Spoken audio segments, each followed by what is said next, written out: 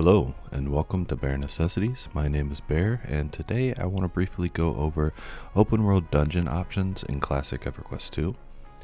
I'm not going to be going over instances, so what's the difference between the two? Well, in EQ2, an open world zone essentially is contested, which means that any player has any claim over any mob. It's just whoever engages it first.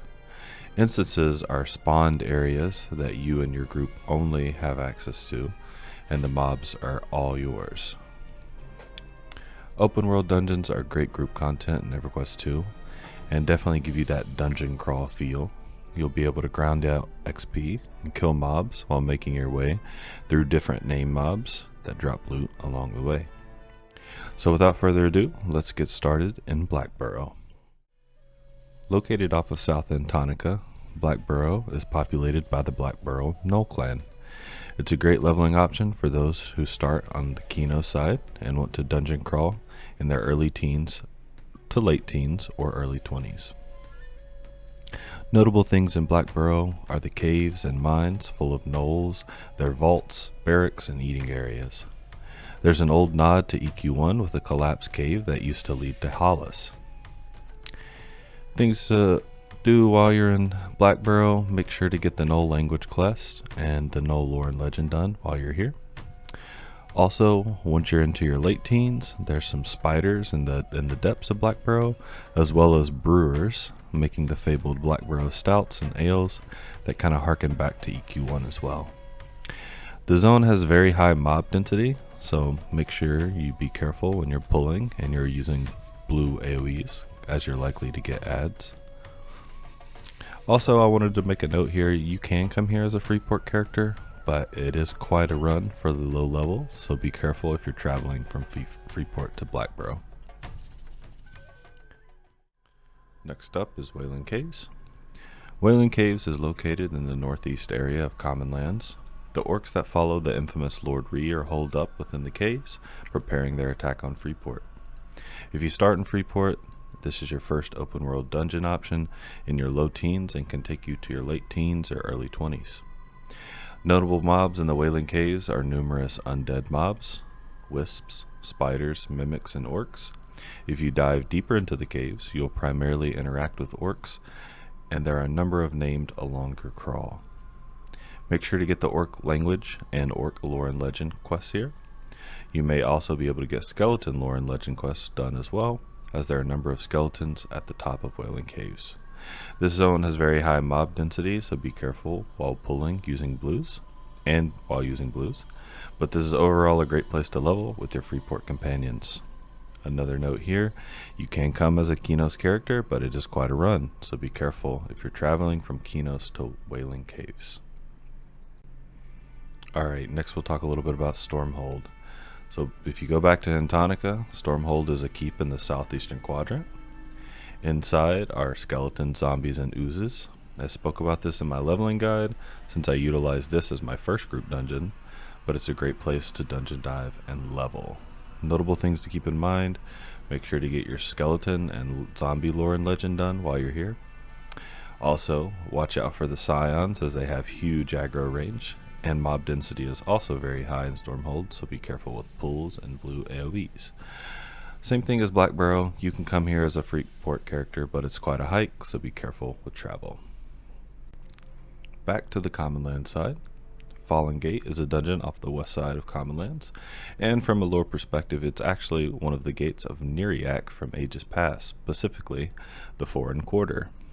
So there's two theories on how the gate actually came to the state it is in today, with one being that a band of Leatherfoot halflings and Kithkor rangers attacked Neriak's Foreign Quarter, and the Queen of Neriak, Kristanos Thex, ordered a necromancer to essentially unleash a huge magical attack on the intruders, but it was miscalculated and everyone within died. Or, secondly, essentially a bomb was smuggled in by the halflings and it was detonated, which caused a huge explosion and sealed the place off, and everyone died that was trapped inside. Regardless, adventurers in their late teens to late 20s can spend their time here leveling on the large amounts of undead. This is a great place to finish many lore and legends, including Golem, Ghost, Zombie, and Skeleton. Be careful, there's a huge amount of mob density here, even more than Stormhold in certain situations. There's a ton of triple up arrow mobs here, so be careful, as even 1 to 2 adds could be deadly to your party. And I'll say this is a great start to finish dungeon dive zone. There's not too many forks in the road, so once you kind of get to the depths of it, you can evac and you can restart the dive again. It's really fun, good names, good XP, great place to level. So on to the Ruins of Varsoon, or ROV. ROV is essentially the open world dungeon spot to level from the late 20s to mid 30s. ROV is located off the Thundering Steps and has 2 entrances, which is kind of interesting. The first entrance leads to the cave system, which is full of bats and spiders and oozes, and is mostly mobs in the 20s, like late 20s. The back entrance starts with some glimmer goblins, and then it leads to golems and skeletons and elementals, and these are in the late 20s to mid 30s. I already mentioned this in my leveling video, but notable areas here are the Instance, Chamber of Immortality, which I won't go over, and 3 ring events. Looping around to these while also popping in on named like Tome of Life, Weave Master, Tome of Death, the Creator, the Forge Master, named Golems, etc. can get you a ton of loot here and a ton of on top of XP. So prepare to stay in ROV for a while if you can, at least 3-ish hours, so you can get multiple chamber runs, but also in between your normal XP loops. Be careful for roaming golems so you don't get ads, and make sure to proxy pull dense rooms. The pulls are pretty easy in here though, so it should be no problem. Also, lore and legends, you can get skeleton, you can get golem, and you can get zombie while you're here. Up next is Runnyeye. Runnyeye is an open world dungeon off Enchanted Lands and is good from the mid 30s up to level 40. It's the fortress of the goblins, mudmen, boars, minotaurs, and evil eyes. I honestly have kind of a love-hate relationship with Runnyeye. It's a decent jump in difficulty from ROV. There's a lot of different types of mobs here, from casters to melee. There's a lot of non-aggro triple ups that just roam in the rooms that you can accidentally AoE. There's just such a big chance here to get ads if you really aren't careful. However, it has a decently linear path with 1 big fork in the road that heads to 2 different instances. So you kind of have to choose one way, then fight back down and choose the other way. It's kind of cool from a replayability standpoint, but it's a lot of dungeon diving. Notable things, be very careful pulling here. If you are the tank, make sure your group stays back and doesn't start attacking until all the mobs are in camp. You can get a ton of lore and legends done here. Boar Fiend, Minotaur, Goblin, Evil Eye, and to a smaller extent Golem if you stay on the Mudmen for a while. You can also do Goblin language while you're here as well. There's also a few other quests in Runnyeye that you can pick up in various areas that will have you like kill 30 Mudmen or X amount of Boar Fiend. So picking up some of those while you're leveling here will add to the XP along the way. Alright, up next is the Temple of Cazic Thule. The Temple of Cazic Thule is an open world dungeon located off the southeast area of Firat. It's a great place leveling from the low 40s all the way to 50. CT is the home of Vinicor, the poison dragon, the lizard men, and a number of Thulean or Amygdalan fear knights. All worshippers of the god of fear, Cazic Thule, this temple is where all these creatures gather. One thing that you'll notice about this is the tribal and Aztec architecture. I always really enjoyed it and thought it looked really pretty, especially the waterfalls coming off the Aztec ruins in the front. In terms of mob density, this zone is very dense on the top side. There's a lot of roaming mobs, so be careful for ads. Most of the mobs are triple up arrow as well, so a few of these ads can cause a wipe without good CC. And since a lot of tanks are not super geared at this point, just be very careful. There's a number of names scattered around the top side, on top of each of the pyramid structures and within them, so fighting your way and safely pulling those can net you some really good drops.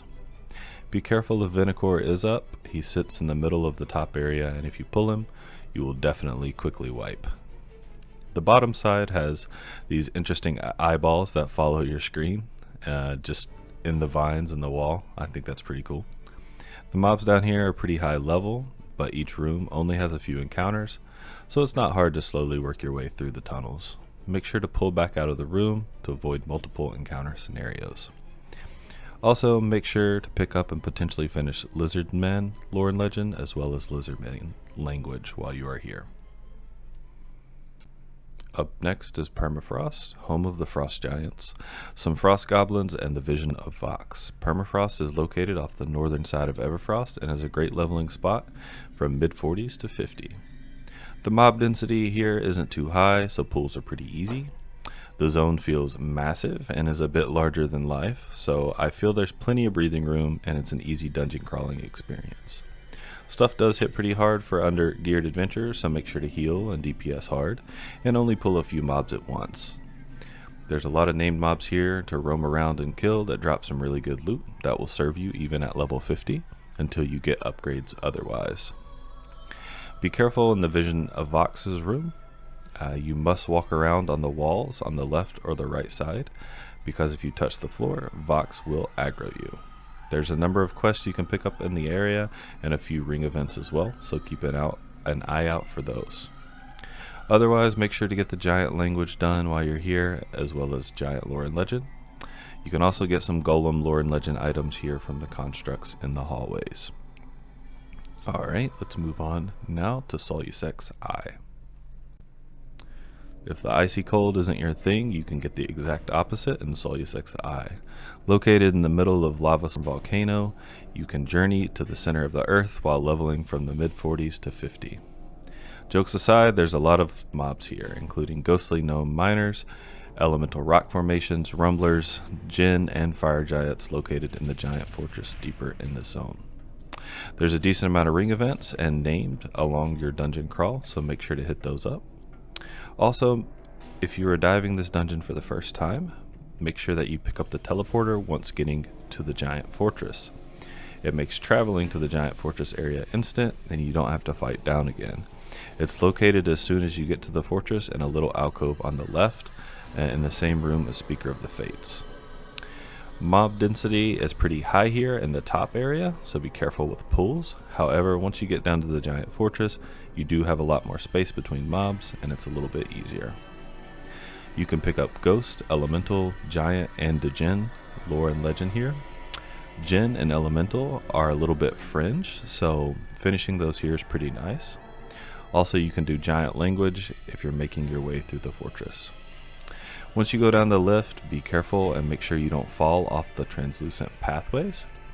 And final thing, the giants down here hit pretty hard, so make sure you're spamming heals and DPSing quickly. Finally, I want to mention Obelisk of Lost Souls as an honorable mention. It's really hard to recommend this as a primary leveling location because the mob density is just pretty low, and there's a lot of annoying access quests that require name kills that may take a while to spawn. However, let's talk about it a little bit. Obelisk of Lost Souls, or Ools is what some people call it, is accessed in many ways across Norath. It actually has a super interesting lore. The obelisk is an offshoot of the Shadow Plane, and it's accessed by killing camps of Shadow Men and overworld zones. For example, if you go to the northern area of Antonica, right off the Druidport area, there's about 3 or 4 Shadow Men just chilling there, and once you kill them all, a portal of purple smoke appears. Once you click on that purple smoke, it teleports you into the Obelisk of Lost Souls. There's a skeleton right when you come in, where if you click on it, it'll give you the access quest into the tower. Then there's further access quests inside the tower that get you the different levels of the tower. The mobs here are in the late 30s, low 40s, all the way down to 50 at the deepest point. If you do manage to get access to everywhere, there's a number of named and ring events to do here. And the gear that drops off the level 50 named is super good and is best in slot pre-raid. On top of the access quest, you can also do in Lore and Legend Shadowmen and Nightblood here, and you can also do the Nightblood language. Thanks for watching this video. I hope this is helpful if you have a static group that you may want to fully group up with on the journey to 50, or if you just want to pug along the way. If you are 50, how did you level? Did you go through any of these zones? Let me know in the comments, and if you enjoyed this video, please like it, and consider subscribing if you enjoy my content, and press the notification bell for alerts when new videos are available. Thanks again, and I'll see you later.